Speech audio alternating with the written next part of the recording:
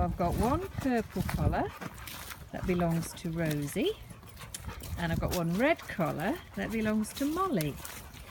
And these are the two girls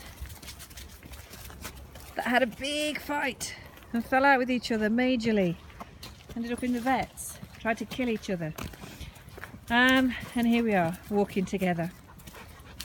So what I did last Friday when I had Molly, this one's Molly with the red collar.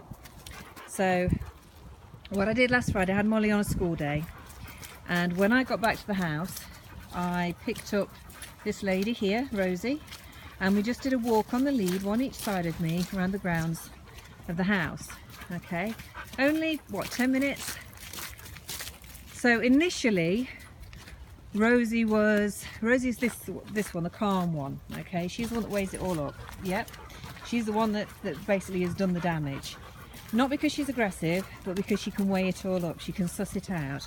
Molly here was behaving inappropriately and telling the younger girl Heidi off, but doing it in the wrong way. So she was told off severely by Rosie.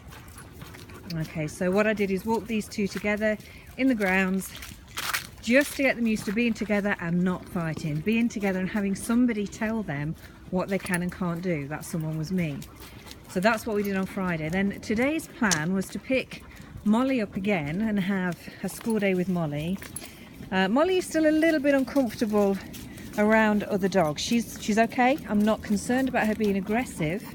She's just not that comfortable, and I'm giving her the clear direction all the time to let her know that I'm the one making the decisions. I've got no concerns, but I'd like her to be a little bit more calmer and laid back. Understandably, the last time she was, you know, around Rosie, around dogs, there was a huge fight, and poor old Molly did sort of get the brunt of it.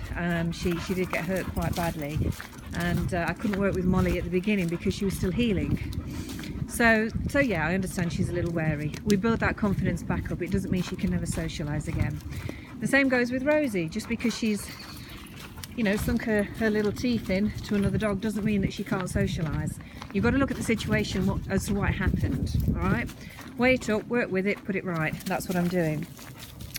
So today was going to be just a Molly day this morning, and then at lunchtime I was going to pick Rosie up and work them both together. And then I thought, damn it, I might as well just do the same thing as I did on Friday.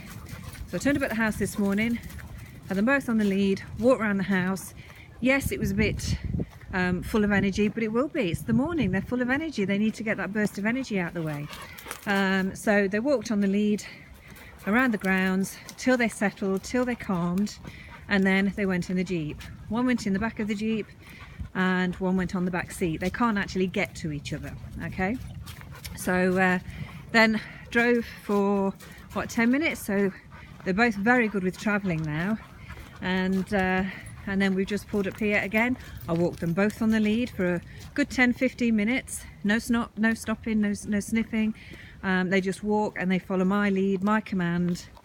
And then I let Molly off first, because Molly was, she's if anything, she's the more submissive. Rosie is the one that's been trying to control the situation and put it right.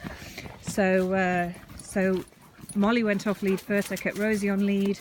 So Molly was running by her, which is Rosie. Molly was running by her, and she was just letting her run by her, wasn't reacting.